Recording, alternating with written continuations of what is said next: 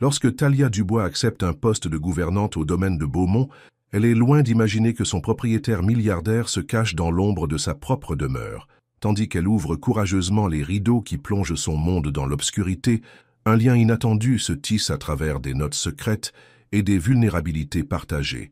Leur voyage des ténèbres vers la lumière prouve que parfois, la guérison la plus puissante vient du fait d'être vraiment vue. Les lourdes grilles en fer forgé du domaine de Beaumont grincèrent en s'ouvrant, tandis que Talia Dubois serrait son sac en cuir usé contre sa poitrine. L'imposante demeure à flanc de falaise se dressait devant elle, ses murs de pierre s'élevant fièrement sur la côte bretonne embrumée. À 26 ans, Talia avait déjà essuyé plus de tempêtes que la plupart des gens en une vie entière. « Vous devez être la nouvelle gouvernante », dit Madame Fournier, une femme âgée au visage sévère, les cheveux argentés tirés en un chignon strict. Elle se tenait devant l'immense porte d'entrée, un bloc-notes à la main, toisant Talia avec une désapprobation évidente. Talia redressa son simple blazer noir et hocha la tête. « Oui, madame, Talia Dubois. Je suis ici pour le poste de gouvernante. Vous êtes en retard, » dit madame Fournier en consultant sa montre. Monsieur Beaumont apprécie la ponctualité par-dessus tout. Talia se mordit la langue. Son bus était tombé en panne, la forçant à marcher les derniers kilomètres en montée, mais elle savait que les excuses ne compteraient pas ici. Cela ne se reproduira plus. Madame Fournier la conduisit à travers le grand hall d'entrée, où des lustres en cristal pendaient de plafonds voûtés et des œuvres d'art inestimables ornaient les murs. Talia n'avait jamais vu une telle opulence de si près. « Les logements du personnel se trouvent dans l'aile est », expliqua madame Fournier, ses talons claquant sur le sol de marbre. « Vous serez responsable des pièces de vie principales, de la bibliothèque et de l'aile ouest. En aucun cas, vous ne devez déranger monsieur Beaumont. Vit-il ici ?» demanda Talia, se souvenant que l'annonce d'emploi mentionnait un propriétaire absent. Les lèvres fines de madame Fournier se serrèrent en une ligne encore plus mince. Monsieur Elias Beaumont est en résidence, mais il tient à sa vie privée. Personne ne le dérange. Personne ne lui parle à moins d'avoir été interpellé d'abord. Est-ce clair? Clair comme de l'eau de roche, répondit Talia, se demandant quel genre d'homme se cacherait dans une si belle demeure. Ce soir-là, après avoir déballé ses quelques affaires dans la petite mais confortable chambre du personnel, Talia appela sa sœur cadette, Maya. « Alors, ce nouveau travail chic ?» demanda Maya, la voix pleine d'excitation. Talia sourit, imaginant les yeux vifs et le sourire contagieux de sa sœur. À 19 ans, Maya était tout ce que Talia s'était battue pour protéger. Intelligente, pleine d'espoir et actuellement en 2e année d'université grâce au travail acharné et au sacrifice de Talia. « La maison est magnifique, mais elle semble vide, » dit Talia, en regardant autour d'elle, comme si personne n'y vivait vraiment. « Bon, au moins le salaire est bon, n'est-ce pas? Et tu avais dit que le propriétaire n'était jamais là. » Talia hésita. « En fait, il est ici, un certain milliardaire nommé Elias Beaumont, mais c'est un reclus. Personne ne le voit. » Après avoir promis de rappeler bientôt et d'avoir rappelé à Maya de se concentrer sur ses études, Talia raccrocha et fixa le plafond. Il y a 2 ans, c'était elle qui était à l'université, étudiant la littérature avec des rêves de devenir dramaturge. Puis sa mère était tombée malade. Les factures s'étaient accumulées et son petit ami Marc avait montré son vrai visage. Elle toucha inconsciemment la fine cicatrice au-dessus de son sourcil, un rappel de la nuit où elle avait enfin trouvé le courage de le quitter. Depuis, elle avait enchaîné 3 emplois pour maintenir Maya à l'école, tout en mettant ses propres rêves en suspens. « Ce n'est qu'un autre travail », se murmura-t-elle, « juste un autre pas en avant. » Le lendemain matin, Talia commença ses tâches de bonne heure. Le manoir était encore plus grand à la lumière du jour, avec des couloirs et des pièces sans fin qui semblaient figées dans le temps. Tandis qu'elle dépoussiérait des meubles anciens et polissait de l'argenterie qui n'avait probablement pas été utilisée depuis des années, elle ne put s'empêcher de sentir le poids du silence l'oppresser. « Monsieur Beaumont a-t-il toujours vécu seul ?» demanda-t-elle à Rose, une cuisinière d'âge moyen qui semblait la plus amicale du personnel. Rose regarda autour d'elle nerveusement avant de répondre. « Pas toujours. Il a été marié avant, à Victoire Delorme, la mannequin de mode. Une femme magnifique mais froide comme la glace. Le divorce fut retentissant. L'affaire fit les gros titres il y a 2 ans. Ça, que s'est-il passé? Personne ne le sait avec certitude, dit Rose en baissant la voix. Mais il n'est plus le même depuis. Avant, il était différent. Toujours à inventer des choses, à faire les gros titres avec sa compagnie, à donner des réceptions. Maintenant, il reste enfermé dans ses chambres. Au fil des jours, Talia prit ses habitudes. Le travail était exigeant mais simple. Madame Fournier inspectait tout d'un œil critique, Mais même elle dut admettre que le travail de Talia était impeccable. Les autres membres du personnel restaient discrets, créant une atmosphère polie mais distante. Un après-midi pluvieux, alors qu'elle nettoyait l'aile ouest, Talia remarqua une porte qu'elle n'avait pas vue auparavant, partiellement cachée derrière un lourd rideau. Supposant qu'il s'agissait d'un placard de rangement, elle l'ouvrit sans réfléchir. La pièce au-delà était sombre, avec d'épais rideaux tirés devant les fenêtres. Alors que ses yeux s'adaptaient à l'obscurité, Talia réalisa qu'elle n'était pas seule. Une silhouette était assise sur une chaise près de la cheminée froide. Un homme aux cheveux noirs ébouriffés et aux pieds nus, portant des vêtements coûteux mais froissés. Il leva les yeux, son regard hanté rencontrant le sien, et Talia sut instantanément qui il était. Elias Beaumont, le milliardaire reclus, l'homme que personne n'était censé déranger. Un instant, aucun d'eux ne parla. Il semblait attendre qu'elle crie ou s'enfuit.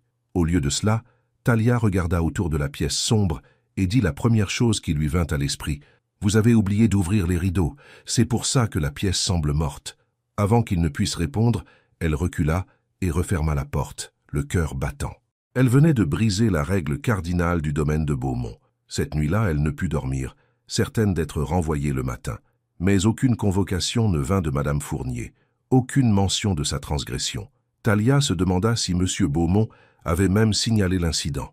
Le lendemain, les mains légèrement tremblantes, Talia reprit ses fonctions. Quand elle passa devant la porte cachée, elle marqua une pause. Quelque chose la poussa à l'ouvrir à nouveau. La curiosité, la compassion, ou peut-être le souvenir de ses yeux vides qui ressemblaient tant aux siens, après que Marc l'eut laissé meurtri et brisé. Prenant une profonde inspiration, elle entra dans la pièce.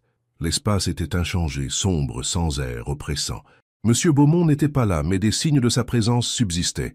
Un verre de whisky à moitié vide, un livre ouvert face contre table sur la petite table, une empreinte dans le fauteuil où il s'était assis.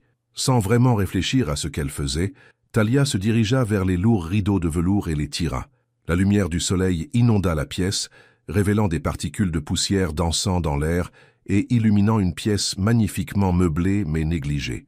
Elle rangea rapidement, vida le cendrier et redressa les livres. Puis, sur une impulsion, elle sortit un bloc-notes de sa poche et écrivit un simple message. « La lumière ne répare pas la douleur, mais elle aide les choses à repousser. » Elle plia le mot et le plaça à côté d'une théière en argent sur le bureau, puis partit, refermant doucement la porte derrière elle. Ce soir-là, alors que Talia était assise dans la salle à manger du personnel, picorant son dîner, Madame Fournier s'approcha avec son efficacité habituelle.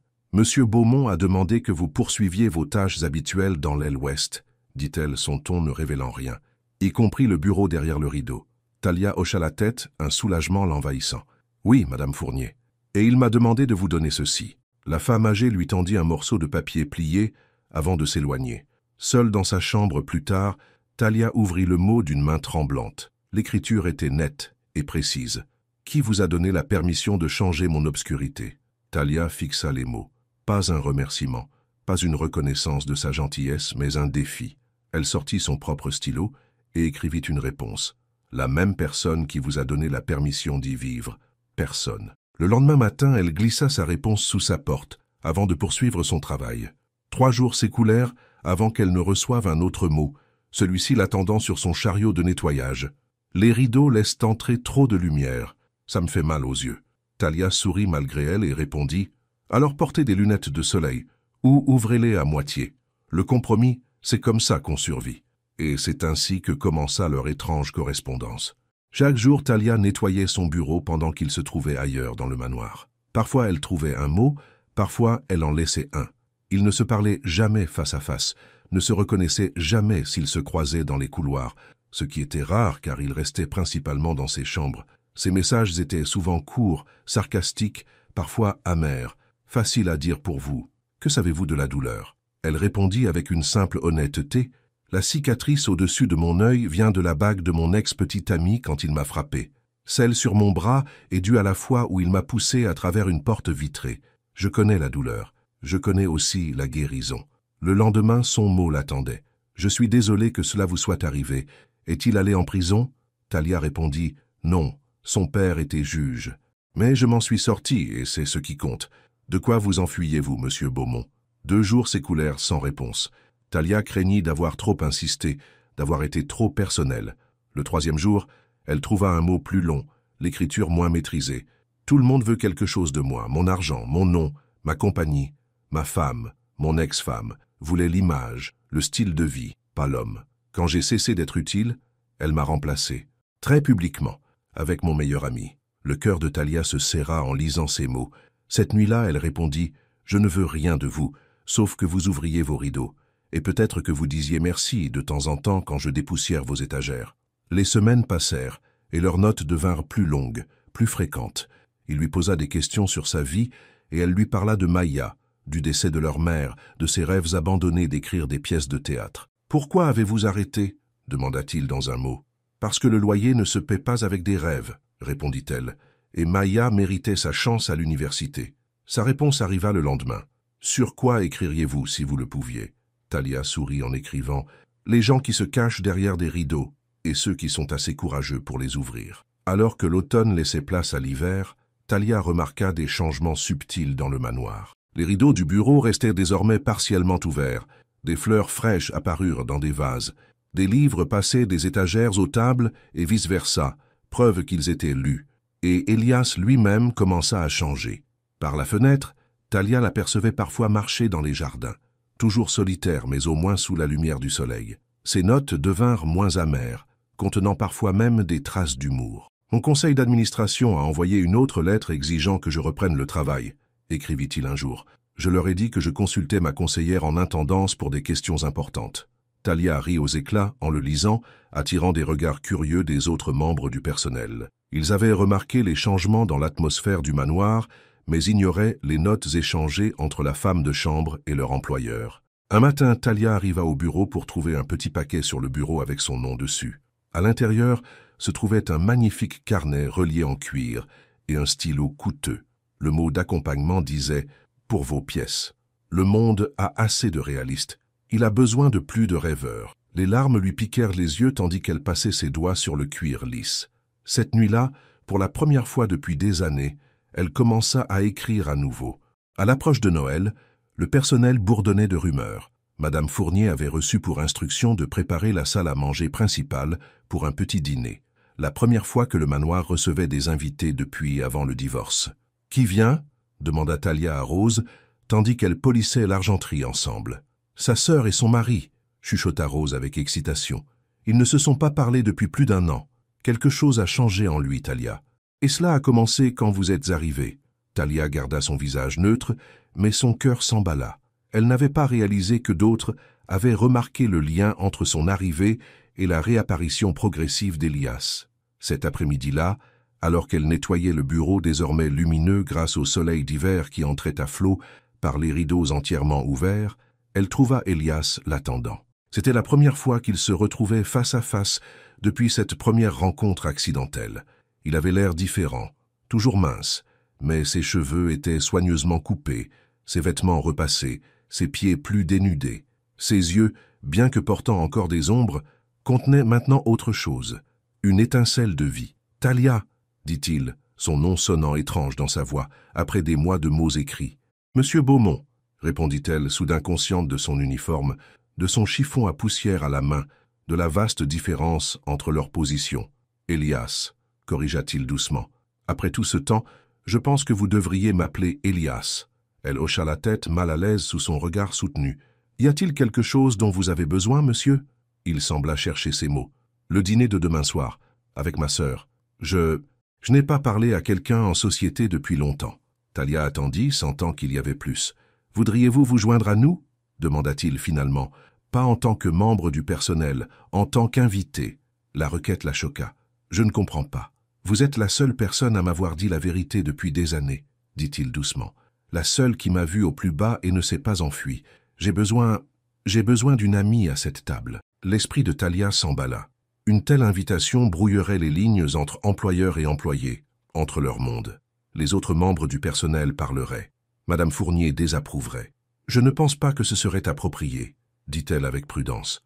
Une déception passa sur son visage avant qu'il ne la masque. « Bien sûr, je comprends. Mais, continua-t-elle, je pourrais vous aider à vous préparer, à pratiquer la conversation, si cela pouvait aider. » Un léger sourire, le premier qu'elle lui ait jamais vu, effleura ses lèvres. « J'aimerais ça. » Cette nuit-là, ils s'assirent dans le bureau, qui n'était plus la sombre caverne qu'il avait été, et parlèrent de choses simples, le temps, des livres qu'ils avaient lus, des sujets neutres qu'il pourrait aborder avec sa sœur. Talia fut surprise par son esprit vif et sec, par l'intelligence qui transparaissait quand il oubliait d'être sur ses gardes. « Pourquoi avez-vous ouvert mes rideaux ce jour-là » demanda-t-il soudainement. Lors de notre première rencontre, Talia réfléchit à la question. « Parce que la pièce avait besoin de lumière, et je crois que vous aussi. J'ai été en colère au début, admit-il. Mais ensuite, c'était comme si quelqu'un me voyait enfin. Pas le milliardaire, pas l'ex-mari, juste moi, dans cette pièce sombre, ayant besoin de lumière. » Leurs regards se croisèrent, et quelque chose passa entre eux, de la compréhension, une connexion, une possibilité. Le moment fut brisé par l'arrivée de Madame Fournier, annonçant que la voiture était arrivée avec la sœur d'Elias. Il se leva rapidement, redressant sa veste. « Merci, Talia, » dit-il, sa voix redevenue formelle, « pour tout. » Tandis qu'il partait accueillir sa sœur, Talia resta dans le bureau, entourée des preuves de leur étrange amitié, les notes, les livres partagés, les rideaux désormais toujours ouverts sur le monde extérieur. Elle se demanda ce qui se passerait ensuite, comment leur histoire se déroulerait. Mais pour l'instant, il suffisait de savoir que la lumière était revenue au domaine de Beaumont et à l'homme qui en était le propriétaire. En retournant à sa chambre, Talia passa devant un miroir et aperçut son reflet. Elle souriait, vraiment, pour la première fois depuis plus longtemps qu'elle ne pouvait s'en souvenir. Peut-être qu'ils avaient tous deux commencé à guérir. Le dîner avec la sœur d'Elias, Catherine, changea tout au domaine de Beaumont.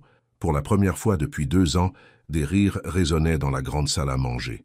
Talia, écoutant depuis la cuisine en aidant Rose à préparer le dessert, ne put s'empêcher de sourire. « C'est vous derrière tout ça, n'est-ce pas » demanda Rose, hochant la tête vers la salle à manger. « Le changement chez Monsieur Beaumont » Talia secoua la tête. « Il a fait ses propres choix. J'ai juste ouvert des rideaux. » Plus tard, cette nuit-là, alors que Talia se préparait à partir pour son jour de congé, elle trouva Elias l'attendant près de l'entrée du personnel. « Ça s'est bien passé avec votre sœur, dit-elle en enfilant son manteau usé. Elias hocha la tête, les mains dans les poches. « Catherine veut que je vienne chez elle pour le nouvel an. » Il hésita. « J'ai dit que j'y réfléchirais. »« C'est un progrès, » répondit Talia avec un sourire encourageant. « J'ai quelque chose pour vous, dit-il, sortant une enveloppe. Un petit remerciement. » Talia l'ouvrit et y trouva un chèque avec plus de zéros qu'elle n'en avait jamais vu. Elle le lui rendit immédiatement. « Je ne peux pas accepter ceci. » La confusion traversa son visage. « Pourquoi pas? Vous avez fait plus pour moi que quiconque depuis des années. Je suis payée pour mon travail ici, » dit-elle fermement. « Nos conversations, nos mots, ce n'est pas quelque chose que vous devez payer. Mais l'éducation de votre sœur, c'est ma responsabilité, » l'interrompit-elle, « pas la vôtre. » Elias étudia son visage. « Vous êtes la première personne à m'avoir jamais rendu mon argent. C'est peut-être là une partie de votre problème, » dit-elle, incapable de masquer une pointe de fermeté dans sa voix. « Vous avez l'habitude de tout résoudre avec de l'argent. Certaines choses ne s'achètent pas, Monsieur Beaumont. » Elle le laissa là, l'enveloppe toujours à la main, son expression indéchiffrable. Le lendemain matin, Talia prit le bus pour rendre visite à Maya à l'université. Le campus était calme pendant les vacances d'hiver, avec seulement quelques étudiants internationaux restant dans les résidences universitaires. La bourse de Maya couvrait les frais de scolarité, mais pas le logement pendant les vacances. Alors elle travaillait à temps partiel à la bibliothèque universitaire pour garder sa chambre. « Talia !» s'exclama Maya, se précipitant pour étreindre sa sœur. À 19 ans, Maya était le portrait craché de leur mère, grande et mince avec des yeux vifs et pleins d'espoir, épargnée par les épreuves dont Talia l'avait protégée. Elles passèrent la journée ensemble, marchant dans le parc voisin et se racontant leur vie. Maya parla avec enthousiasme de ses cours, de ses amis, de ses rêves de devenir médecin. « Comment se passe le travail au manoir ?» demanda Maya alors qu'elles étaient assises dans un petit café, partageant un muffin pour économiser de l'argent. Talia hésita. « C'est intéressant. Le propriétaire, Monsieur Beaumont, il n'est pas ce à quoi je m'attendais. » Les yeux de Maya s'écarquillèrent. « Tu l'as rencontré? Je pensais qu'il était comme un fantôme ou quelque chose comme ça. »« C'est juste un homme, » dit Talia simplement. « Un homme triste. C'est vrai qu'il est beau. Les photos d'avant son divorce étaient partout dans les magazines. » Talia pensa à Elias, ses yeux hantés, la façon dont son sourire était lentement revenu au fil des semaines, l'intelligence qui transparaissait dans ses mots. « Il est en bonne voie. » Maya étudia le visage de sa sœur. « Tu l'aimes bien. »« Ce n'est pas comme ça, » protesta Talia. « On parle juste parfois. On s'écrit des mots. »« Des mots ?» Maya se pencha en avant, intriguée. « Quel genre de mots ?» Talia regretta d'en avoir parlé. « Juste sur des livres, la vie, rien d'important. » Rien d'important ne te fait pas rougir, taquina Maya. Son expression devint sérieuse. Fais juste attention, d'accord? Les hommes comme ça, ils vivent dans un monde différent du nôtre. Fais-moi confiance. Je sais exactement à quel monde j'appartiens, répondit Talia, pensant au chèque qu'elle avait rendu. Quand Talia retourna au domaine de Beaumont le lendemain, l'atmosphère avait encore changé. Madame Fournier l'informa froidement que M. Beaumont était parti pour Paris pour affaires et serait absent plusieurs jours. « Il retourne au travail » demanda Talia, surprise. « Apparemment, » répondit Madame Fournier avec un reniflement. « Le conseil d'administration de sa compagnie le réclame depuis des mois.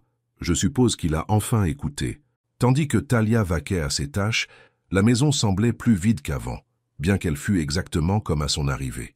Elle se surprit à s'arrêter devant le bureau, s'attendant à moitié à y trouver un mot, mais il n'y avait rien.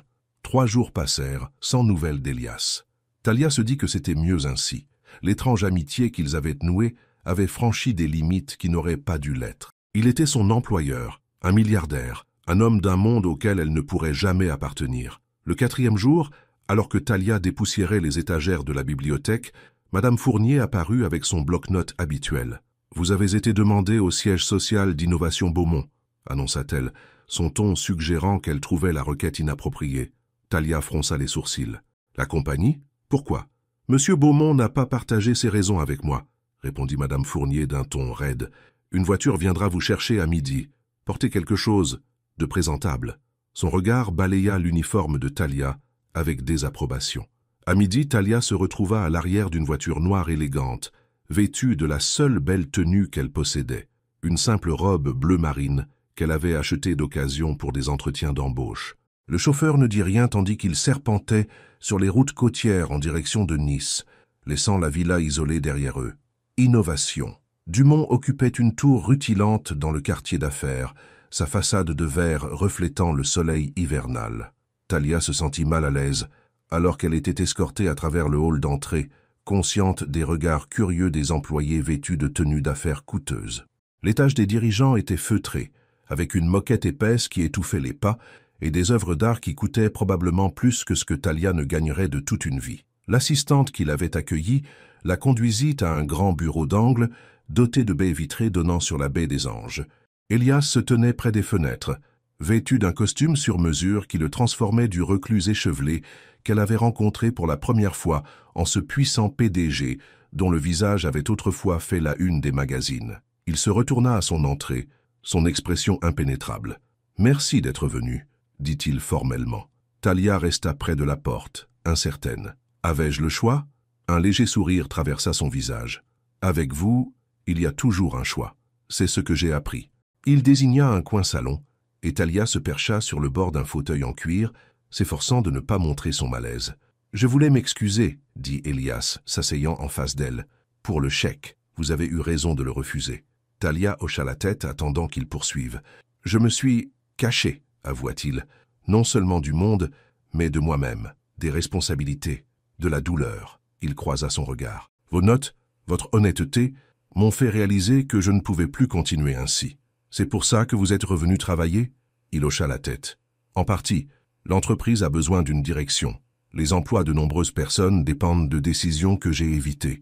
C'est une bonne chose, » dit Talia sincèrement. « Je suis heureuse que vous retrouviez votre chemin.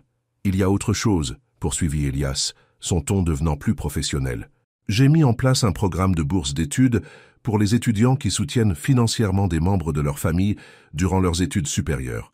Le premier bénéficiaire a déjà été sélectionné. » Talia se raidit. « Ma sœur. »« Non, » dit-il rapidement. « J'ai respecté vos souhaits. Maya n'en sait même rien. Mais il y a d'autres personnes comme elle, et comme vous, qui méritent un soutien. » Talia ressentit une vague de soulagement, suivie d'une sincère gratitude. « C'est merveilleux, monsieur Dumont. » Elias, corrigea-t-il doucement. « Et il y a une autre chose, un poste à pourvoir dans notre service de communication. C'est un poste de débutant, mais avec un fort potentiel d'évolution, pour quelqu'un avec des compétences rédactionnelles et une perspective unique. » Talia sentit son cœur s'emballer. « Vous m'offrez un emploi? Je vous suggère de postuler, » clarifia-t-il. « Votre CV passerait sur mon bureau, avec d'autres. Il y aurait des entretiens, une procédure standard. » Son regard la retint. Aucun traitement de faveur, juste une opportunité. Talia ne savait que dire. L'emploi signifierait des horaires réguliers, un meilleur salaire, une chance d'utiliser son esprit plutôt que seulement ses mains. Mais cela signifierait aussi quitter la villa, mettre fin à leurs étranges échanges de notes, entrer dans son monde où elle n'avait pas sa place. « Je vais y réfléchir », dit-elle finalement. Elias hocha la tête, acceptant sa réponse. Alors qu'elle se levait pour partir, il ajouta « Il y a encore une chose.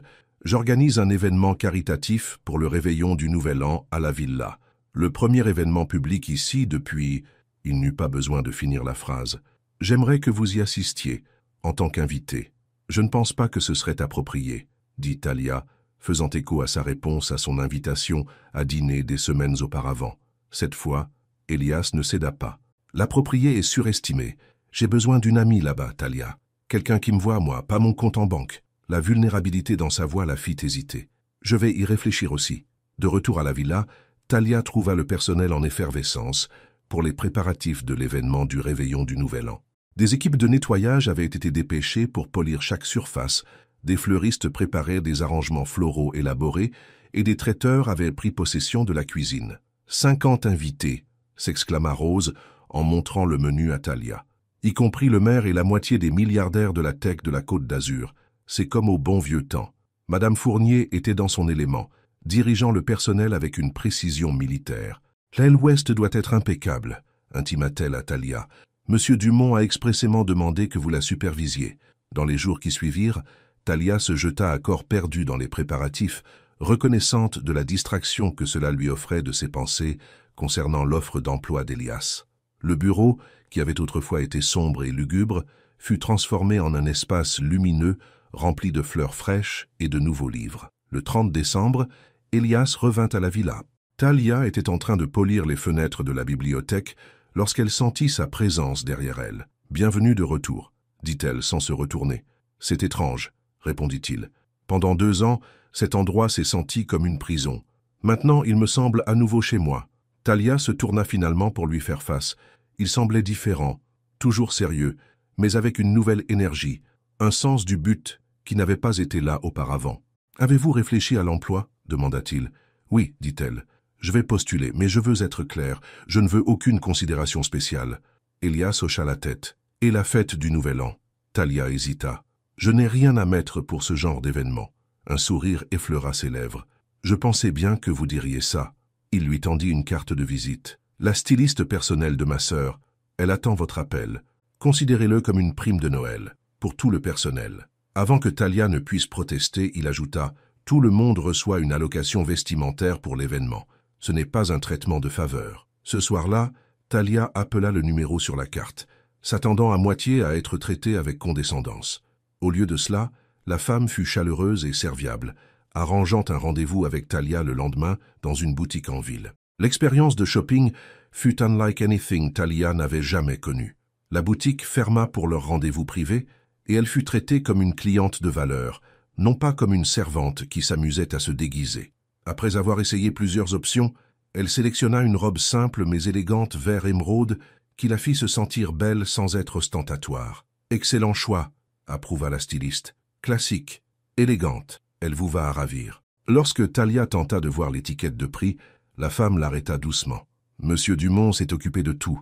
Il a été très précis sur le fait de s'assurer que vous soyez à l'aise. » La nuit de la fête arriva avec une effervescence d'activité. Les membres du personnel qui travaillaient habituellement en coulisses étaient maintenant vêtus de tenues de soirée, prêts à profiter de la célébration pendant que des employés temporaires géraient les tâches de service. Talia prit un soin particulier à son apparence, appliquant un maquillage léger et arrangeant ses cheveux en un simple chignon. Quand elle enfila enfin la robe émeraude, elle reconnut à peine son reflet dans le miroir. « Vous ressemblez à une princesse », dit Rose, apparaissant dans l'embrasure de la porte de la chambre de Talia. La cuisinière était vêtue d'une jolie robe bleue, ses cheveux gris élégamment coiffés. Monsieur Dumont a eu raison d'insister pour que nous assistions tous en tant qu'invités. La villa avait été transformée en un pays des merveilles hivernales, avec des milliers de lumières scintillantes et des sculptures de glace qui captaient et réfractaient la lumière. Un quatuor à cordes jouait dans le grand salon tandis que les invités, vêtus de vêtements de créateurs et parés de bijoux scintillants, se mêlaient, flûte de champagne à la main. Talia resta aux abords de la pièce, mal à l'aise avec l'opulence qui l'entourait. Elle observa Elias se déplacer dans la foule, serrant des mains, faisant des présentations, jouant le rôle d'hôte charmant. Il semblait si différent de l'homme brisé qu'elle avait trouvé assis dans l'obscurité des mois auparavant. « Il n'arrête pas de vous chercher », dit une voix féminine à côté d'elle. Talia se tourna pour trouver une femme élégante d'une quarantaine d'années qui la regardait avec des yeux curieux. Il y avait une ressemblance avec Elias dans la forme de son visage, l'intensité de son regard. « Vous devez être Catherine, » dit Talia, la sœur d'Elias. Catherine sourit. « Et vous devez être Talia, la femme qui a ramené mon frère à la vie. » Talia sentit ses joues s'échauffer. « Je n'ai rien fait de spécial. Ce n'est pas ce qu'il dit. » Catherine sirota son champagne, étudiant Talia. « Il y a 2 mois, je ne pouvais pas le faire répondre à mes appels. Maintenant, il organise des événements caritatifs et retourne à l'entreprise. Quoi que vous ayez fait, ça a marché. »« J'ai juste ouvert quelques rideaux, » dit Talia, répétant ce qu'elle avait dit à Rose. Catherine rit. « C'est une métaphore ?»« Pas entièrement, » répondit Talia avec un petit sourire. « Il m'a parlé des notes, » continua Catherine. « De la façon dont vous étiez la seule personne à l'avoir vu au plus bas et à ne pas s'être détournée. » Elle toucha doucement le bras de Talia. « Merci pour ça. Notre famille, nous ne savions pas comment l'atteindre après le départ de Victoria. » Avant que Talia ne puisse répondre, une agitation près de l'entrée attira leur attention. Une femme blonde éblouissante dans une robe rouge révélatrice était arrivée, provoquant un remue-ménage parmi les invités. Les photographes qui avaient été postés à l'extérieur pour les arrivées se mirent à prendre des photos frénétiquement. « Oh non !» murmura Catherine. « Victoria. » Talia sentit son estomac se serrer en reconnaissant la femme des couvertures de magazines. Victoria Chabrier, l'ex-femme d'Elias, la mannequin dont la liaison publique avait apparemment déclenché son effondrement nerveux. À travers la pièce, Elias s'était raidi, sa conversation oubliée tandis qu'il fixait son ex-femme. Victoria se déplaçait dans la foule comme si elle était chez elle, acceptant une coupe de champagne d'un serveur et balayant la pièce du regard jusqu'à ce que ses yeux rencontrent ceux d'Elias. Avec une lenteur délibérée, elle se dirigea vers lui, les invités s'écartant devant elle comme la mer rouge. « Elias, chérie !» Sa voix porta à travers la pièce maintenant silencieuse. « Quelle charmante fête !» Exactement comme au bon vieux temps. Talia observa Elias s'efforcer de garder son sang-froid. Sa sœur se précipita à ses côtés, une main protectrice sur son bras. « Victoria !» dit-il finalement, sa voix soigneusement contrôlée. « Je ne me souviens pas vous avoir envoyé d'invitation. » Victoria rit, le son comme du verre qui teinte. « Ne sois pas ridicule. Je suis toujours sur toutes les listes mondaines. » Elle regarda autour de la pièce avec une désinvolture calculée. « D'ailleurs, quand j'ai appris que tu étais enfin sorti de ton épisode, je devais voir par moi-même. » Le mot « épisode » planait dans l'air comme un poison. Talia put voir la mâchoire d'Elias se crisper, put sentir sa confiance durement acquise commencer à se fissurer sous la cruauté délibérée de son ex-femme. Sans réfléchir, Talia s'avança, se frayant un chemin à travers la foule jusqu'à atteindre le côté d'Elias.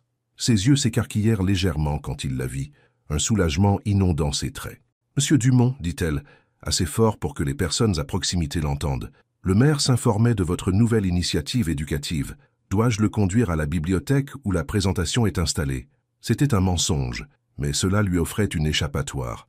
Elias hocha la tête avec gratitude. « Oui, merci, Talia. » Il se tourna vers Victoria avec un nouveau sang-froid. « Si vous voulez bien m'excuser, mes invités m'attendent. » Les traits parfaits de Victoria se durcirent alors que son regard se déplaçait vers Talia, observant la simple robe émeraude, l'absence de bijoux coûteux. « Et qui êtes-vous donc ?» demanda-t-elle, son ton suggérant que Talia ne pouvait être personne d'important. « Voici Talia Moreau, » intervint Catherine en douceur, « une des plus précieuses, amie d'Elias. » Le mot « amie » portait un poids qui fit plisser les yeux de Victoria.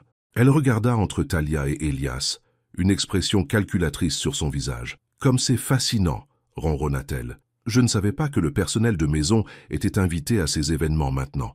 Comme c'est démocrate de votre part, Elias. » Talia sentit ses joues brûler, mais elle garda la tête haute. « Mieux vaut être du personnel intègre qu'une invitée sans aucune, » dit-elle doucement, les mots s'échappant, avant qu'elle ne puisse les retenir. Un soupir collectif parcourut les spectateurs. La bouche parfaite de Victoria s'ouvrit sous le choc, mais avant qu'elle ne puisse répondre, Elias plaça doucement sa main sur le dos de Talia. « Le maire attend, » dit-il calmement, la guidant loin de Victoria et à travers la foule. Une fois qu'ils eurent atteint l'intimité relative du couloir, Elias laissa échapper un souffle tremblant. « Merci, dit-il, je n'étais pas préparé à la voir. » J'ai dépassé les bornes, dit Talia embarrassée par son éclat. Je suis désolée si j'ai aggravé les choses.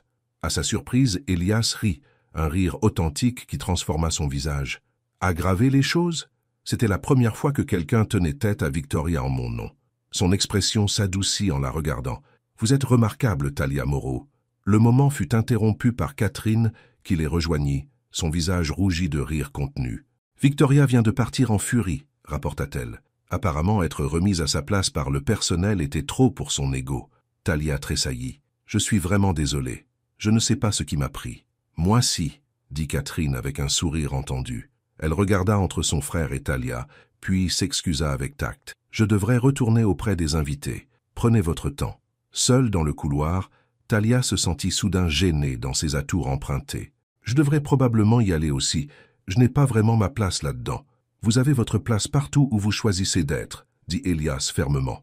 Il hésita, puis ajouta, y compris ici, avec moi.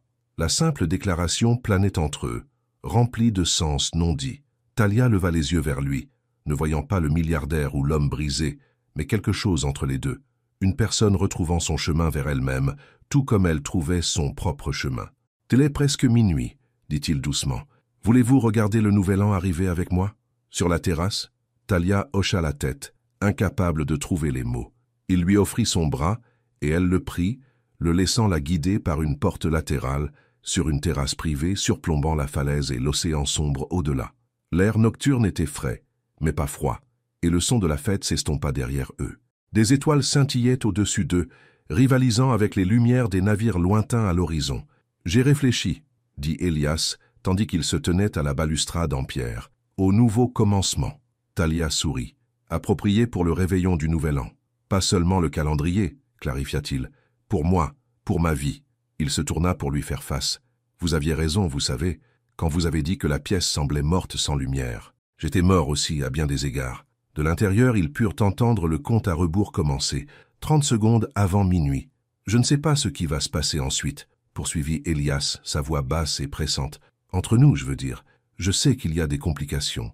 Je suis votre employeur, il y a des différences de classe, les gens parleront. »« Les gens parlent toujours, » dit Talia doucement. « Mais je sais une chose, » insista-t-il. « Je ne veux pas retourner dans l'obscurité. Et vous, Talia, vous êtes la lumière qui m'y a trouvé. » Le compte à rebours atteignit 10, les voix de l'intérieur s'amplifiant d'excitation. 9, 8, 7. « Que dites-vous, Elias ?» demanda Talia, son cœur battant. 6, 5, 4. « Je dis que je veux vous connaître mieux, » répondit-il. « Pas comme ma gouvernante, pas comme mon employé, comme vous-même, comme Talia. »« Tiens, 3, 2, 1. » Des acclamations éclatèrent de l'intérieur alors que le nouvel an arrivait. Sur la terrasse, Elias et Talia restèrent en silence, la possibilité de quelque chose de nouveau planant entre eux comme la première page d'une histoire inachevée. « Bonne année, Talia, » dit enfin Elias. « Bonne année, Elias, » répondit-elle, son nom semblant encore nouveau sur ses lèvres. Alors que des feux d'artifice commençaient à éclater au-dessus de la baie, peignant le ciel nocturne de couleurs et de lumière, Talia sentit quelque chose se déplacer en elle. De la peur, oui, mais aussi de l'espoir. Le genre d'espoir qu'elle avait mis de côté il y a des années, quand la vie lui avait appris à être réaliste. La main d'Elias trouva la sienne dans l'obscurité, ses doigts chauds s'entrelacèrent avec les siens. Aucun des deux ne parla, mais dans ce contact, il y avait une promesse. De quoi exactement Talia n'en était pas sûre, mais pour la première fois depuis longtemps, elle était prête à attendre et à voir. La première semaine de janvier apporta des changements au domaine Dumont. Les décorations de Noël furent retirées, le personnel temporaire partit, et les choses auraient dû revenir à la normale. Mais plus rien ne semblait normal. Talia et Elias s'étaient installés dans une danse maladroite autour l'un de l'autre. Depuis la fête du réveillon du Nouvel An, ils étaient restés polis, mais distants, comme si tous deux avaient peur de reconnaître ce qui s'était passé sur la terrasse, ce moment de connexion, de possibilité. « Il s'est passé quelque chose entre vous deux ?» demanda Rose un matin alors qu'elle et Talia préparaient le petit déjeuner dans la cuisine. « Monsieur Dumont et vous vous regardez à peine maintenant. » Talia se concentra sur la disposition des fruits sur une assiette. « Rien ne s'est passé. C'est le problème. » Rose sourit d'un air entendu. « Parfois, rien ne se passait. C'est que quelque chose se passe. » Avant que Talia ne puisse répondre, Madame Fournier entra dans la cuisine avec son éternel presse-papier. « Talia, Monsieur Dumont voudrait vous voir dans son bureau. » Le cœur de Talia rata un battement. « Maintenant » À moins que vous n'ayez des affaires plus importantes à régler, répondit Madame Fournier avec une désapprobation à peine voilée. Le bureau à domicile d'Elias se trouvait au rez-de-chaussée de l'aile ouest, une pièce que Talia avait nettoyée de nombreuses fois, mais qu'elle n'avait jamais vue occupée avant récemment. Maintenant, alors qu'elle frappait à la porte, elle ressentait une étrange nervosité. « Entrez !» appela sa voix. Elias était assis derrière un grand bureau, des papiers éparpillés devant lui, ressemblant à s'y méprendre au PDG. Il leva les yeux à son entrée, son expression soigneusement neutre. « Vous vouliez me voir ?» demanda Talia, restant près de la porte. « Oui. » Il rangea quelques papiers, ne croisant pas tout à fait son regard. « Je voulais vous informer que votre candidature a été reçue par les ressources humaines. Les entretiens auront lieu la semaine prochaine. » Oh. Talia ne savait pas trop à quoi s'attendre, mais cette interaction formelle et professionnelle n'était pas ce qu'elle avait imaginé. « Merci de m'avoir tenu informé. » Un silence gênant s'installa entre eux. Finalement, Elias soupira et posa son stylo. « Talia, à propos du réveillon du Nouvel An. Nous n'avons pas à en parler, dit-elle rapidement. « Je crois que si. » Il se leva et contourna le bureau, s'adossant à celui-ci en lui faisant face. « Je pensais ce que j'ai dit sur la terrasse, à propos de vouloir vous connaître mieux. » Talia hocha la tête, sa gorge soudainement serrée. « Je sais, mais depuis, vous avez été distant, finit-il pour elle. « Je sais, je suis désolé. » Il passa une main dans ses cheveux, un geste qu'elle avait appris à reconnaître comme un signe de sa frustration. « Le fait est que je ne sais pas comment faire ça. »« Faire quoi ?»« Ça. » Il désigna l'espace entre eux. « Tout ce qui se passe ici. Je suis votre employeur, vous travaillez dans ma maison. Le déséquilibre de pouvoir seul est compliqué, » compléta Talia. « Exactement. » Ses yeux rencontrèrent enfin les siens, remplis d'un mélange d'espoir et d'incertitude. « Mais je ne peux pas m'empêcher de penser à vous, à nos conversations, à nos notes. » Talia inspira profondément. « Alors, qu'est-ce qu'on fait ?» Avant qu'Elias ne puisse répondre, son téléphone sonna. Il le regarda avec agacement, mais fronça ensuite les sourcils. « Je dois prendre ça.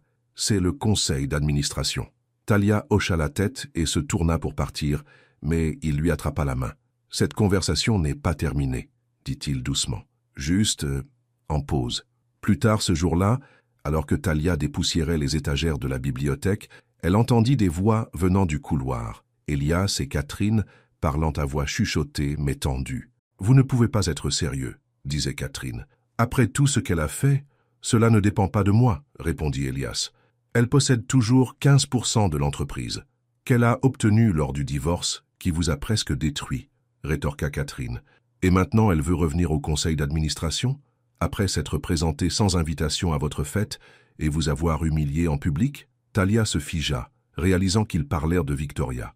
Elle savait qu'elle ne devait pas écouter aux portes, mais elle ne put s'en empêcher. « Le conseil l'envisage, » dit Elias, sa voix tendue d'une colère contenue. « Il pense que son expertise en mode aiderait avec notre nouvelle ligne d'objets connectés. »« Ce n'est pas pour ça qu'elle fait ça, » insista Catherine. « Elle essaie de revenir dans votre vie maintenant que vous êtes de nouveau sous les feux des projecteurs.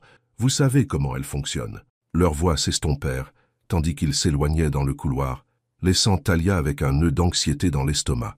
Le retour de Victoria dans l'entreprise d'Elias compliquerait tout, surtout ce qui commençait entre elle et Elias.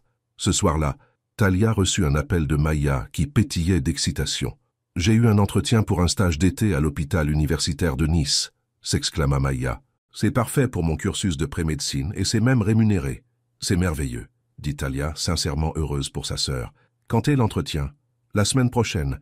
Il faudra que je vienne en ville. » Maya hésita. « Je me demandais si je pouvais rester avec toi à la villa, juste pour une nuit ou deux. » Talia se mordit la lèvre. L'idée de Maya au domaine Dumont, rencontrant peut-être Elias, la rendait mal à l'aise pour des raisons qu'elle ne parvenait pas tout à fait à articuler. « Laisse-moi vérifier si c'est permis, » dit-elle. « Je te rappelle. » Le lendemain matin, Talia s'approcha de Madame Fournier à propos de la visite de Maya.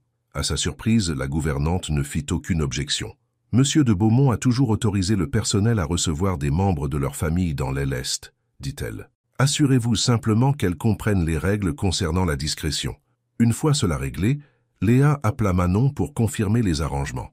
Elle omit délibérément de mentionner quoi que ce soit sur sa relation, ou ce que cela pouvait être, avec Étienne. Certaines choses étaient mieux expliquées en personne. La semaine passa vite. Léa se prépara pour son entretien d'embauche, étudiant le site web de l'entreprise et s'entraînant à répondre aux questions potentielles.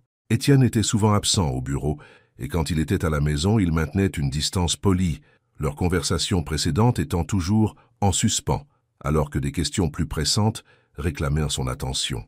Le vendredi matin, Léa se tenait nerveusement devant le siège d'Innovation Beaumont, vêtue du tailleur bleu marine qu'elle avait acheté avec ses économies. L'entretien d'embauche était prévu à 10 heures, et elle était arrivée en avance, observant les hommes et femmes d'affaires passer les portes tournantes, leurs tasses de café à la main et leurs allures confiantes. « Tu peux le faire », marmonna-t-elle, avant d'entrer finalement dans le bâtiment. L'entretien se déroula devant un comité de 3 personnes, la directrice de la communication, une rédactrice conceptrice senior et un représentant des ressources humaines. Ils l'interrogèrent sur sa formation, son expérience en écriture, sa compréhension de la communication d'entreprise. Léa répondit honnêtement, admettant son manque de qualification formelle, mais soulignant sa passion pour l'écriture et sa capacité à établir des liens avec les gens. « Votre CV mentionne une formation universitaire en littérature et en écriture dramatique », nota la directrice de la communication. « Pourquoi avez-vous arrêté ?» Léa prit une profonde inspiration. « Les obligations familiales. Ma mère est tombée malade et après son décès, j'ai dû subvenir aux besoins de ma sœur cadette pour ses études supérieures. » Les intervieweurs échangèrent des regards et Léa ne put lire leurs expressions. À la fin de l'entretien, le représentant des RH sourit poliment. « Merci d'être venue, mademoiselle Moreau. Nous interviewons plusieurs candidats cette semaine. Vous aurez de nos nouvelles d'ici vendredi prochain. » Léa quitta le bâtiment, incertaine. Elle avait fait de son mieux, mais elle était en concurrence avec des personnes diplômées et expérimentées. Le fait qu'elle travaillât actuellement comme gouvernante pour Étienne l'avait peut-être aidée à obtenir l'entretien, mais elle doutait que cela lui assure le poste. Alors qu'elle attendait à l'arrêt de bus, son téléphone sonna. C'était Marie. « Votre sœur est là », dit la cuisinière sans préambule. Elle est arrivée en avance, et Monsieur de Beaumont est rentré aussi. Léa eut un pincement au ventre. « Il sait que c'est ma sœur. »« Oui, » dit Marie. Elle s'est présentée quand ils se sont croisés dans le couloir. Ils prennent le thé dans la cuisine en ce moment même. Ils font quoi? Léa faillit crier, attirant les regards des autres personnes à l'arrêt de bus. « Je suis en route. » Le trajet en bus jusqu'au domaine de Beaumont parut interminable. L'esprit de Léa était en effervescence. Toutes les possibilités étaient mortifiantes. Que disait Manon à Étienne? Que lui disait-il? Quand elle arriva enfin, elle se précipita par l'entrée du personnel et se dirigea directement vers la cuisine. Là, elle trouva une scène qu'elle n'aurait jamais pu imaginer. Manon et Étienne assis à la table de la cuisine avec Marie, tous les 3 riant autour de tasses de thé. « Léa !» s'exclama Manon, se levant pour la serrer dans ses bras. « Pourquoi ne m'as-tu pas dit que ton patron était si intéressant? Il m'a parlé de son nouveau programme de bourse pour les étudiants qui soutiennent des membres de leur famille. » Léa regarda Étienne, qui rencontra son regard avec un petit sourire, presque timide. « Cela semblait pertinent pour la situation de Manon, dit-il simplement. Et il a proposé de me faire visiter Innovation Beaumont demain, avant mon entretien à l'hôpital, » continua Manon avec excitation. « Il dit que leur division des technologies médicales pourrait aussi avoir des opportunités de stage. C'est très gentil, » réussit à dire Léa, essayant toujours de comprendre la situation. « J'espère que ça ne vous dérange pas, » dit Étienne. « Votre sœur est assez persuasive. » Manon sourit. « J'ai juste demandé s'il connaissait quelqu'un dans l'entreprise qui pourrait me faire visiter. Il s'avère qu'il connaît tout le monde. » Marie s'excusa discrètement, les laissant tous les 3 seuls dans la cuisine. Manon regarda Léa et Étienne, son expression devenant pensive. « Je vais défaire mes valises, » annonça-t-elle. « Léa, ta chambre est si mignonne. Marie m'a déjà montré où se trouvait tout. » Après le départ de Manon, Léa s'affala dans une chaise, soudainement épuisée. « Je suis désolée pour ça. Elle n'a pas l'habitude de prendre les gens par surprise. » Étienne ricana. « Elle me rappelle vous, en fait. Directe, honnête. Comment s'est passé l'entretien ?» demanda-t-il, changeant de sujet.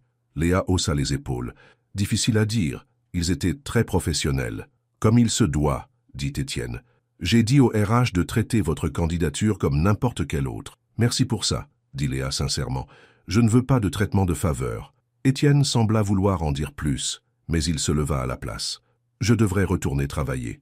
Dites à Manon qu'une voiture la récupérera demain à 9 heures pour la visite. » Cette nuit-là, après le dîner, Léa et Manon s'assirent dans la petite chambre du personnel de Léa, discutant tranquillement. « Alors, » dit Manon, son ton désinvolte mais ses yeux vifs, « qu'est-ce qui se passe entre toi et monsieur le milliardaire ?» Léa s'affaira à redresser le couvre-lit. « Rien. »« Menteuse, » dit Manon sans animosité. « J'ai vu comment il te regarde. » Et comment tu le regardes quand tu penses que personne ne te voit? C'est compliqué, admit Léa. Parce qu'il est riche et que tu travailles pour lui? Demanda Manon sans détour. Ça en fait partie. Manon se pencha en avant. Tu l'aimes? Le vrai lui, pas l'argent ou le manoir? Léa pensa à leurs notes, à leur conversation, à la façon dont Étienne avait lentement émergé de son obscurité. Oui, dit-elle doucement. Oui, je l'aime. Alors simplifie les choses, dit Manon comme si c'était la chose la plus simple du monde. La vie est trop courte, Léa. Tu as passé des années à prendre soin de tout le monde. Il est peut-être temps que quelqu'un prenne soin de toi. Léa secoua la tête. Ce n'est pas si simple. Ça ne l'est jamais, convint Manon. Mais cela ne veut pas dire que ça ne vaut pas la peine d'essayer. Le lendemain matin, le chauffeur d'Étienne vint chercher Manon comme promis. Léa passa la journée à nettoyer, essayant de ne pas penser à sa sœur visitant l'entreprise d'Étienne ou à ce qu'elle pourrait discuter. Quand Manon revint cet après-midi-là, elle débordait d'excitation. « Cet endroit est incroyable », s'enthousiasma-t-elle. « La technologie médicale qu'il développe, des prothèses qui répondent aux signaux neuronaux, des outils de diagnostic qui peuvent détecter des maladies des années avant l'apparition des symptômes. » Elle s'affala sur le lit de Léa. Et tout le monde était si gentil. Il le respecte tellement. « Qui ? Étienne, » dit Manon, utilisant son prénom avec une familiarité aisée. « Ils disent qu'il a complètement changé après être revenu travailler, qu'il est plus concentré, plus compatissant. » Elle lança à Léa un regard significatif. Plusieurs personnes ont mentionné que cela s'est produit juste après qu'il ait rencontré quelqu'un de spécial. Léa sentit son visage chauffer. « Ils exagèrent. »« Je ne pense pas, » répondit Manon. « Et lui non plus. » Avant que Léa ne puisse répondre, son téléphone sonna. C'était le service des ressources humaines d'innovation Beaumont. « Mademoiselle Moreau ?» dit une voix professionnelle. « Je vous appelle concernant le poste d'assistante en communication. » Le cœur de Léa s'emballa. « Oui, nous aimerions vous offrir le poste, » continua la femme. « Vos échantillons d'écriture étaient excellents, et le comité a été impressionné par votre perspective et votre expérience de vie. » Léa n'arrivait pas à croire ce qu'elle entendait. « Merci, » réussit-elle à dire. « Quand souhaitez-vous que je commence ?»« 2 semaines à partir de lundi, si cela vous convient. Le salaire est de 60 000 € par an pour commencer, avec des avantages sociaux et un potentiel d'avancement. » Après avoir confirmé les détails, Léa raccrocha, hébétée. 60 000 € par an, plus d'argent qu'elle n'en avait jamais gagné. Assez pour faire une réelle différence pour elle et Manon. « Tu l'as eu, n'est-ce pas ?» s'écria Manon, lisant son expression. « Je savais que tu y arriverais. » Ce soir-là, Léa trouva Étienne dans son bureau travaillant tard comme d'habitude. Elle frappa à la porte ouverte et il leva les yeux, son visage s'illuminant quand il la vit. « J'ai eu le poste », dit-elle simplement. Étienne afficha un sourire sincère. « Félicitations, ils auraient été fous de ne pas vous embaucher. Y avez-vous été pour quelque chose ?» demanda-t-elle directement. « Je vous ai dit que je n'interférerais pas, » répondit-il, « et je ne l'ai pas fait. Mais je ne suis pas surpris qu'ils aient reconnu votre talent. » Léa le crut. « Cela signifie que je partirai d'ici dans 2 semaines, » dit-elle. « Plus de nettoyage de l'aile ouest. Plus de notes, » ajouta doucement Étienne. « Plus de complications employeur-employé, » fit remarquer Léa. La compréhension naquit dans ses yeux. « Plus de conversations mises en pause ?» Elle hocha la tête. « Peut-être pourrons-nous enfin terminer celle que nous avons commencée. » Le moment fut interrompu par l'apparition de Madame Duval dans l'encadrement de la porte. « Monsieur de Beaumont, vous avez une visite. » Avant qu'elle ne puisse annoncer qui c'était, Victoire fit irruption dans la pièce, impeccablement vêtue d'une tenue de créateur qui coûtait probablement plus que le salaire annuel de Léa. « Étienne, chérie, » ronronna-t-elle, ignorant complètement la présence de Léa. « J'ai essayé de te joindre toute la journée. » L'expression d'Étienne se durcit. « Victoire, je n'avais pas réalisé que nous avions un rendez-vous. »« Nous n'en avons pas, » répondit-elle d'un ton léger. « Mais je voulais discuter du poste au conseil d'administration en personne. » Elle jeta un regard dédaigneux à Léa. « Peut-être en privé ?» Léa comprit l'allusion et se tourna pour partir, mais la voix d'Étienne l'arrêta. « Léa, s'il vous plaît, restez, » dit-il fermement. « Victoire, tout ce que vous avez à dire peut être dit devant mademoiselle Moreau. C'est une collègue de confiance. » Les sourcils parfaits de Victoire se haussèrent. « Collègue ? Je pensais qu'elle était votre gouvernante. »« Ça, elle rejoint le service de communication d'innovation Beaumont, » dit Étienne avec aisance. « Maintenant, qu'en est-il du poste au conseil ?» L'expression de Victoire vacilla d'agacement avant de reprendre un sourire étudié. « Le vote a lieu la semaine prochaine. Je voulais juste m'assurer que nous étions sur la même longueur d'onde concernant mon rôle. J'ai clairement exprimé ma position au conseil, » répondit froidement Étienne. Je ne pense pas que ma ex-femme, en tant que directrice, envoie le bon message sur l'orientation de l'entreprise. Le sourire de Victoire ne faiblit pas. La majorité n'est pas d'accord avec toi, chérie. Mes connexions dans le monde de la mode sont exactement ce dont ta division de technologie portable a besoin. Elle s'approcha de lui. D'ailleurs, nous avons si bien travaillé ensemble autrefois. Nous pourrions le faire à nouveau. L'implication dans sa voix était indubitable. Léa ressentit une pointe de quelque chose qui aurait pu être de la jalousie en voyant Victoire poser une main manucurée sur le bras d'Étienne. « J'ai une réservation au Dôme à 20h, continua Victoire. « Rejoins-moi, pour le bon vieux temps. » Avant qu'Étienne ne puisse répondre, Léa intervint. « Monsieur de Beaumont a déjà des projets pour le dîner ce soir. » Étienne et Victoire la regardèrent tous deux, surpris. « Il en a ?» demanda froidement Victoire. « J'en ai ?» répéta Étienne, la confusion traversant ses traits.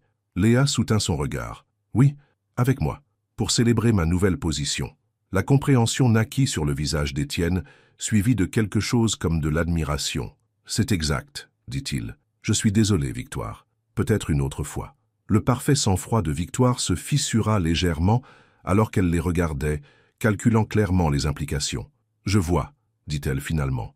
Comme inattendu, elle se tourna pour partir mais s'arrêta à la porte. « Le conseil vote mardi, Étienne. Réfléchis bien à l'endroit où se trouvent tes intérêts. » Après son départ, Étienne laissa échapper un soupir. « Merci pour ça. Je n'aurais pas dû intervenir, » dit Léa, soudainement gênée par son audace. « Non, vous m'avez évité une soirée très inconfortable, » l'assura Étienne. « Victoire ne fait jamais rien sans arrière-pensée. » Et quel est son objectif? L'expression d'Étienne s'assombrit. Maintenant que le cours de l'entreprise remonte et que je suis de nouveau sous les feux des projecteurs, elle veut ce qu'elle a toujours voulu. Statut, publicité, accès au pouvoir. Il soupira. Le problème, c'est qu'elle est très douée pour convaincre les autres de lui donner ce qu'elle veut. Pensez-vous que le conseil va voter pour elle? Demanda Léa. Probablement, admit-il, à moins que quelque chose ne les fasse changer d'avis avant mardi. Une idée commença à germer dans l'esprit de Léa, mais elle la garda pour elle pour l'instant. Au lieu de cela, elle sourit et dit « Alors, à propos de ce dîner, voulez-vous vraiment dîner avec moi ou était-ce juste pour me sauver de Victoire ?» demanda Étienne, une pointe de vulnérabilité dans la voix. « Les deux, » admit Léa, si l'offre tient toujours. Pour la première fois depuis le réveillon du Nouvel An, la tension entre eux se dissipa en quelque chose de plus chaleureux, de plus confortable. « Elle tient, » dit Étienne, « mais pas dans un restaurant chic où nous serions photographiés et où l'on jaserait. »« Où alors ?» Étienne sourit. « Me faites-vous confiance ?» 1 heure plus tard, Léa se retrouva sur la terrasse sur le toit du manoir, un espace dont elle ignorait même l'existence. Étienne avait fait installer une petite table sous les étoiles avec des bougies pour un éclairage doux et un chauffage d'appoint pour éloigner le froid de janvier. « Le personnel utilise cet espace en été, » expliqua-t-il en lui tirant sa chaise. « J'ai pensé que cela nous offrirait un peu d'intimité. » Marie avait préparé un repas simple mais délicieux, des pâtes aux fruits de mer frais, du pain croustillant et une bouteille de vin qui, lui assura Étienne, n'était pas aussi chère qu'elle en avait l'air. Pendant qu'il mangeait, Léa lui parla de ses projets pour son nouveau poste, de ses espoirs de retourner un jour à l'écriture créative. Il l'écouta attentivement, posant des questions qui montraient un intérêt sincère pour ses rêves. « Manon m'a dit que vous lui aviez fait visiter votre division des technologies médicales aujourd'hui, » dit Léa, alors qu'il partageait un dessert au chocolat. « Merci de l'avoir fait. » Étienne sourit. « C'est une jeune femme remarquable. Elle me rappelle sa sœur, déterminée, intelligente, n'ayant pas peur de dire ce qu'elle pense. Elle vous aime bien, » admit Léa. « Elle pense que je devrais... » Elle s'arrêta, soudainement gênée. « Devriez quoi ?» Étienne la pressa doucement. Léa prit une gorgée de vin pour se donner du courage. « Elle pense que je devrais simplifier les choses entre nous. »« Sage conseil, » dit Étienne, ses yeux ne quittant jamais les siens. « Et comment ferions-nous cela ?»« Eh bien, dans 2 semaines, je ne serai plus votre employé, » fit remarquer Léa. « Cela supprime une complication. »« C'est vrai, » convint Étienne. « Mais il y en a d'autres. La différence de nos milieux, de nos positions. Les gens parleront. »« Les gens parlent toujours, » dit Léa faisant écho à ses propres mots du réveillon du Nouvel An. « Je ne m'en suis jamais beaucoup soucié. »« Moi non plus, » admit Étienne. « Du moins, pas avant que Victoire ne s'assure que notre divorce fasse la une des journaux. » Il tendit la main à travers la table pour prendre la sienne. « Mais ceci, vous et moi, cela en vaut la peine. » Sous les étoiles, avec les lumières de Lyon scintillant au loin, Léa sentit les dernières de ses réserves fondre. Cet homme avait partagé sa douleur avec elle à travers des notes passées en secret. Elle l'avait vu au plus bas et l'avait regardé retrouver son chemin. Maintenant, peut-être, ils pourraient trouver un chemin ensemble. Alors, que se passe-t-il maintenant? Demanda-t-elle doucement. Maintenant, dit Étienne, nous arrêtons de mettre en pause et nous commençons à vivre. Il se pencha en avant, son intention claire dans ses yeux. Puis-je vous embrasser, Léa Moreau? Sa réponse fut de le rejoindre à mi-chemin à travers la table, leurs lèvres se trouvant dans un doux premier baiser qui tenait la promesse de beaucoup d'autres à venir. Ils étaient loin de se douter qu'en bas, dans le jardin, Victoire se tenait à observer la terrasse sur le toit, le visage tordu de colère, alors qu'elle prenait des photos avec son téléphone. « Profite tant que ça dure », murmura-t-elle, envoyant les photos à un journaliste de presse à scandale avec un message exclusif, la liaison secrète du milliardaire Étienne de Beaumont avec son employé de maison. Au matin, leur moment privé serait de notoriété publique, et les complications qu'ils pensaient laisser derrière eux se multiplieraient d'une manière qu'aucun des deux n'aurait pu imaginer. Léa fut réveillée par des coups frénétiques à la porte de sa chambre. Il faisait à peine jour et un instant, elle crut rêver. La nuit précédente, le dîner avec Étienne sur le toit, leur premier baiser, avait elle-même ressemblé à un rêve. « Léa, réveille-toi !»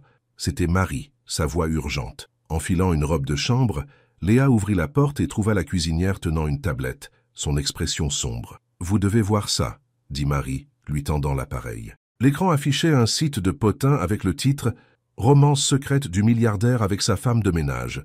Étienne de Beaumont trouve l'amour au bas de l'échelle. » En dessous se trouvait une photo granuleuse mais indubitable de Léa et Étienne s'embrassant sur la terrasse du toit. Léa eut un pincement au ventre. « Comment ont-ils eu ça ?»« Victoire », dit Marie sombrement. « Elle a dû traîner dans le parc après son départ. Les vautours sont déjà aux grilles, des journalistes, des photographes. Madame Duval est dans tous ses états. » Comme si elle était appelée par son nom, Madame Duval apparut dans le couloir, son calme habituel brisé. « Mademoiselle Moreau, Monsieur de Beaumont requiert votre présence immédiate dans son bureau. Cette situation doit être traitée. » Léa s'habilla rapidement, son esprit en effervescence. Elle savait qu'il y aurait des rumeurs si elle et Étienne poursuivaient une relation, mais elle ne s'attendait pas à ce que cela devienne public si tôt ou d'une manière aussi humiliante. La maison principale était dans le chaos. Les membres du personnel chuchotaient dans les coins, se taisant au passage de Léa. À travers les fenêtres, elle pouvait voir des fourgons de presse garés aux grilles, des journalistes avec des caméras et des microphones attendant comme des prédateurs. La porte du bureau d'Étienne était fermée. Léa frappa, son cœur battant la chamade. « Entrez !» appela sa voix. Elle le trouva debout près de la fenêtre, le téléphone pressé contre son oreille, la tension évidente dans chaque ligne de son corps. Quand il la vit, il mit rapidement fin à l'appel. « Je suis désolé » furent ses premiers mots. « C'est exactement ce que je craignais. Ce n'est pas votre faute. » dit Léa, bien que sa voix tremblât légèrement. « Victoire a fait ça. » Étienne hocha la tête sombrement. « Elle a toujours été calculatrice. Cela sert deux objectifs. Cela m'embarrasse avant le vote du Conseil et cela vous punit de lui avoir tenu tête. » Léa jeta un coup d'œil à la tablette toujours dans sa main. Les commentaires sous l'article étaient cruels. Beaucoup remettaient en question ses motivations, suggérant qu'elle était une croqueuse de diamants qui avait manipulé un homme vulnérable. « Le Conseil est en session d'urgence, » continua Étienne. « Le président m'a appelé ce matin. Ils sont préoccupés par l'image de l'entreprise. Et votre offre d'emploi pour moi, » réalisa Léa. « Ils penseront que c'était parce que nous étions impliqués. Ce que nous n'étions pas, à l'époque, » dit fermement Étienne. « Vous avez gagné ce poste. » Léa s'affala lourdement sur une chaise. « Que faisons-nous maintenant ?» Avant qu'Étienne ne puisse répondre, on frappa de nouveau à la porte. C'était Manon, toujours en pyjama, l'air inquiète. « Je viens de voir les nouvelles, » dit-elle, venant s'asseoir à côté de sa sœur. « Ça va ?» Léa parvint à esquisser un faible sourire. « J'ai été mieux. » Mademoiselle Moreau, Madame Duval apparut dans l'encadrement de la porte, sa voix froide. « Il y a un appel pour vous, du service des ressources humaines d'Innovation Beaumont. » Léa sentit le sang quitter son visage. Elle prit le téléphone sans fil que Madame Duval lui tendait, consciente que tout le monde la regardait. « Allô ?» dit-elle, essayant de garder sa voix ferme. « Mademoiselle Moreau, ici Sophie Dubois du service des ressources humaines, » dit une voix sèche. « À la lumière des récents développements, nous devons discuter de votre offre d'emploi. »« Vous la retirez, » dit Léa platement. Il y eut un silence. « Le Conseil estime que ce serait inapproprié en ce moment, étant donné votre relation personnelle avec Monsieur de Beaumont. Il y a des préoccupations concernant le favoritisme, l'image de l'entreprise et le potentiel de conflit d'intérêts. Léa ferma les yeux, la douleur l'envahissant. Le poste qu'elle avait gagné, le nouveau départ pour lequel elle était si excitée, parti à cause d'un baiser, d'un moment de bonheur. « Je comprends », dit-elle, bien qu'elle ne comprit pas vraiment. « Merci de m'avoir fait savoir. » Elle raccrocha et regarda Étienne, qui avait suffisamment entendu pour comprendre ce qui s'était passé. L'angoisse sur son visage reflétait la sienne. « Je vais arranger ça, » promit-il. « Le conseil ne peut pas faire ça sans mon approbation. »« En fait, ils le peuvent, » le corrigea doucement Léa, « et les combattre ne fera qu'empirer les choses. » Elle se leva, redressant ses épaules. « Je devrais partir. Cela ne va pas se calmer tant que je suis ici. »« Sans Léa, non ?» Étienne se dirigea vers elle, mais elle recula. « J'ai besoin de temps pour réfléchir, » dit-elle, « pour comprendre ce qui va se passer ensuite. » Manon se tint à côté de sa sœur, toujours aussi solidaire. « On peut aller dans ma chambre universitaire pour quelques jours, jusqu'à ce que les choses se calment. » Madame Duval, qui avait plané dans l'encadrement de la porte, intervint de manière inattendue. « Mademoiselle Moreau, quels que soient mes sentiments personnels concernant cette situation, je tiens à ce que vous sachiez que votre poste ici est assuré si vous souhaitez le conserver. » Le geste de soutien, venant de la source la moins probable, faillit briser le sang-froid de Léa. « Merci, Madame Duval, mais je pense qu'une certaine distance serait préférable pour l'instant. » 2 heures plus tard, Léa et Manon étaient dans un taxi en direction de la ville, ayant réussi à s'éclipser par l'entrée de service pour éviter les journalistes. Thalia regarda par la fenêtre, voyant le domaine de Bellecombe disparaître au détour de la route. « Il viendra te chercher, » dit Maya avec assurance, « une fois qu'il aura réglé ça avec le conseil et cette horrible ex-femme. » Thalia n'en était pas si sûre. L'humiliation de l'histoire dans la presse à scandale, la perte de son emploi, la réalisation à quel point leur monde était réellement différent.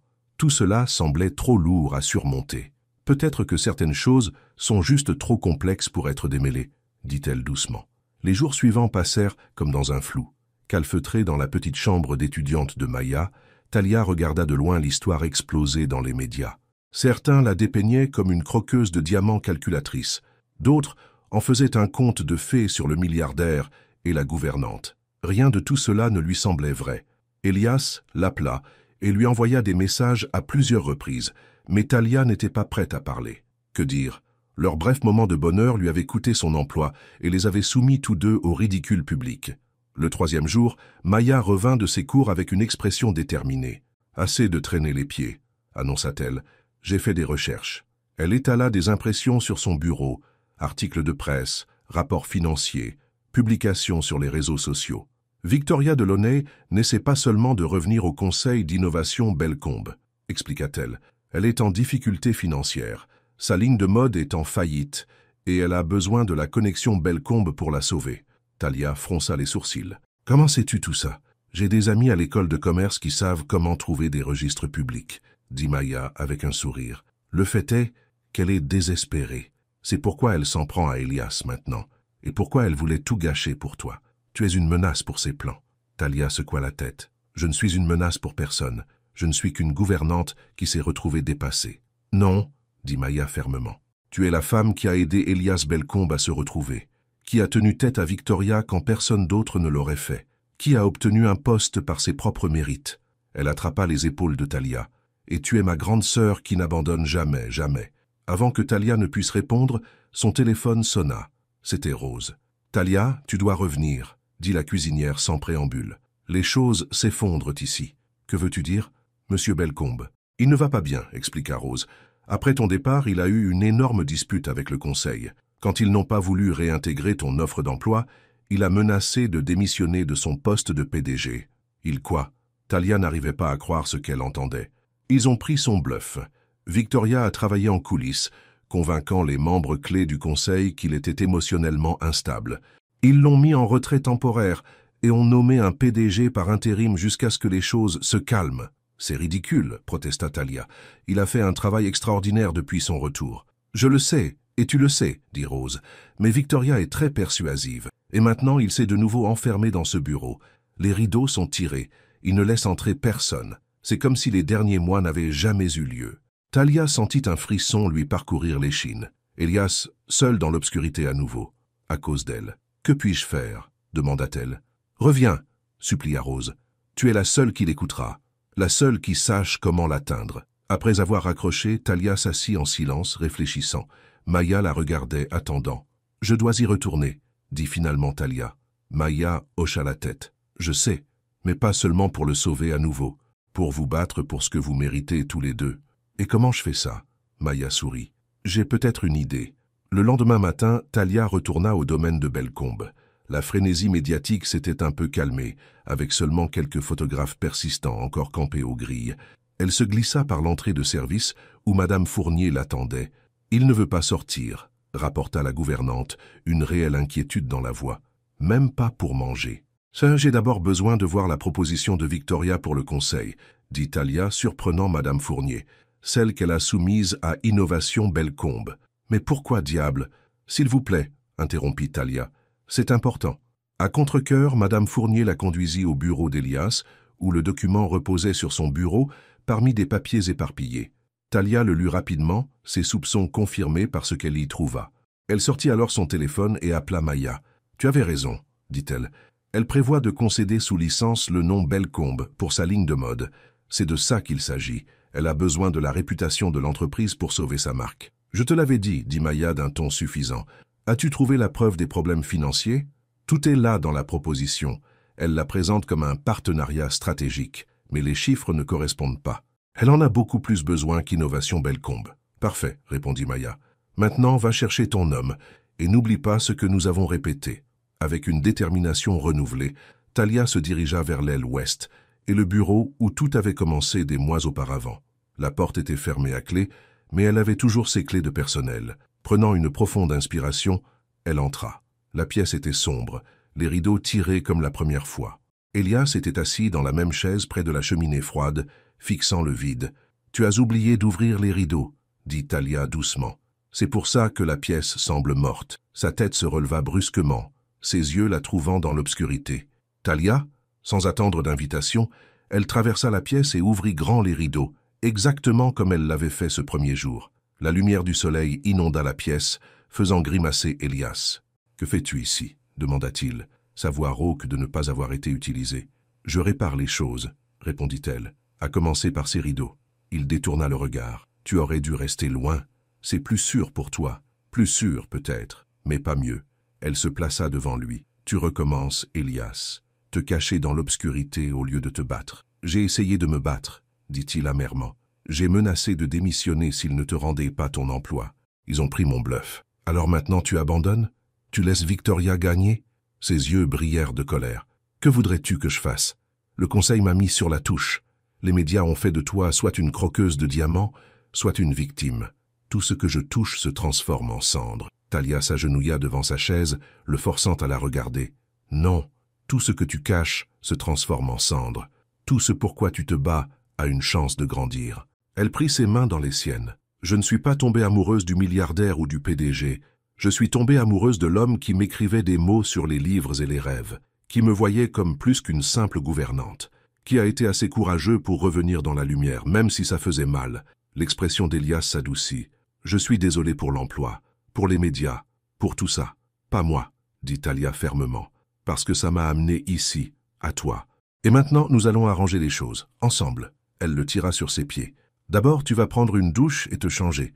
Ensuite, nous allons à la réunion d'urgence du conseil à 14 heures. » Elias parut surpris. « Comment sais-tu pour cette réunion ?»« Rose a des sources, » dit Talia avec un petit sourire. « Victoria sera là, présentant sa proposition finale avant le vote de demain.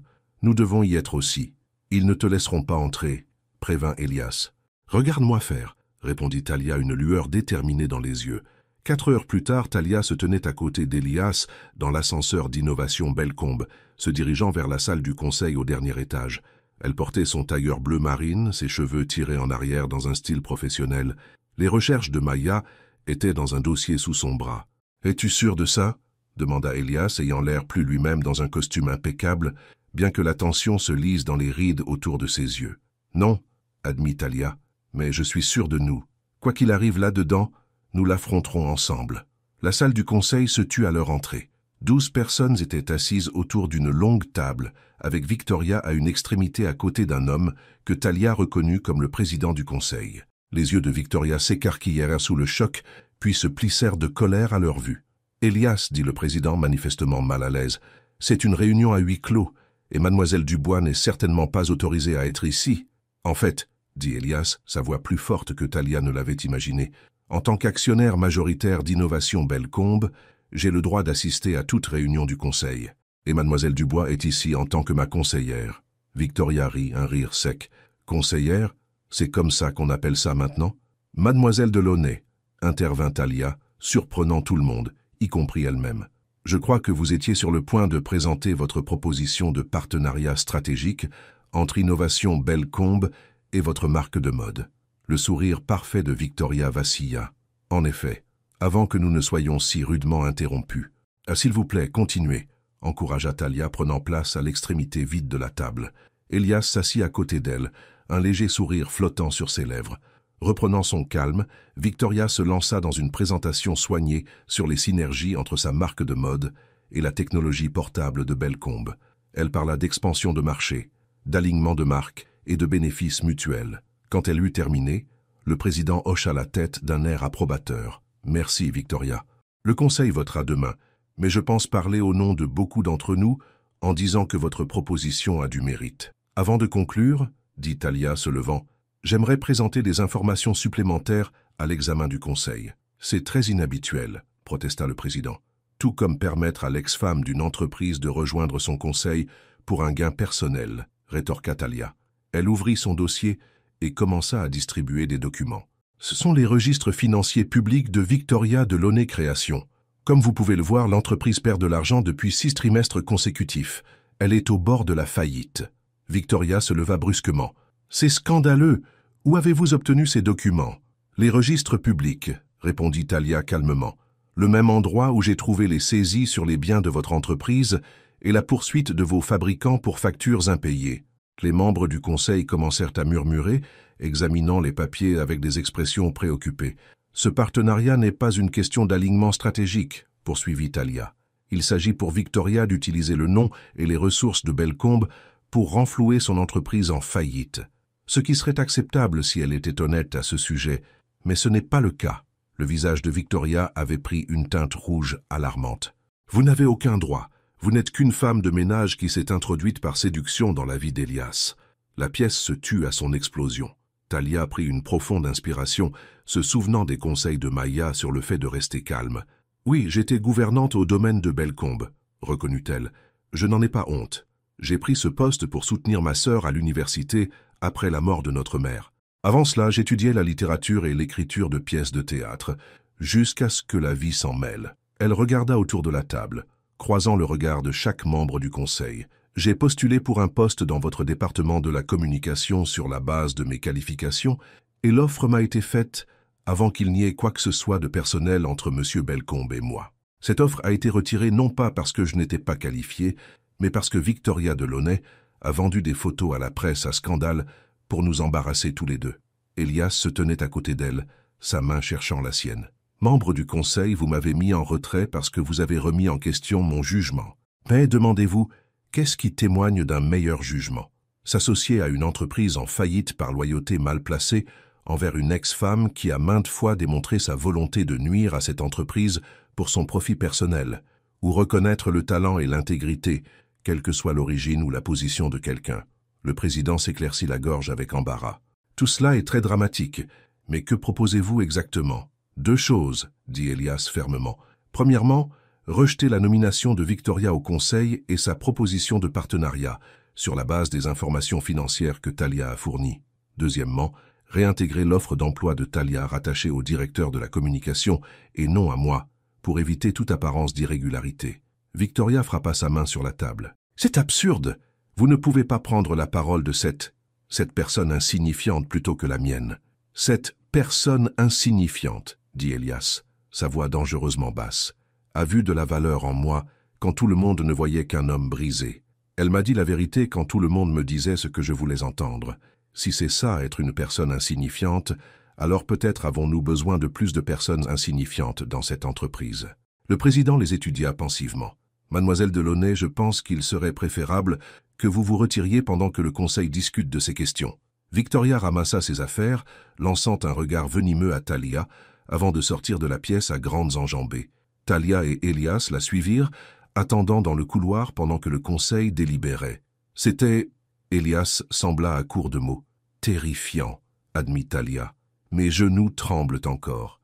C'était magnifique, dit-il, l'admiration claire dans sa voix. Comment as-tu obtenu toutes ces informations sur l'entreprise de Victoria? Talia sourit. Maya. Elle a des amis à l'école de commerce qui savent comment faire des recherches sur les entreprises publiques. Il s'avère que ton ex-femme n'est pas aussi intelligente qu'elle le pense. Avant qu'Elias ne puisse répondre, la porte de la salle du conseil s'ouvrit et le président leur fit signe de revenir. Nous avons pris plusieurs décisions, annonça-t-il une fois qu'ils furent assis.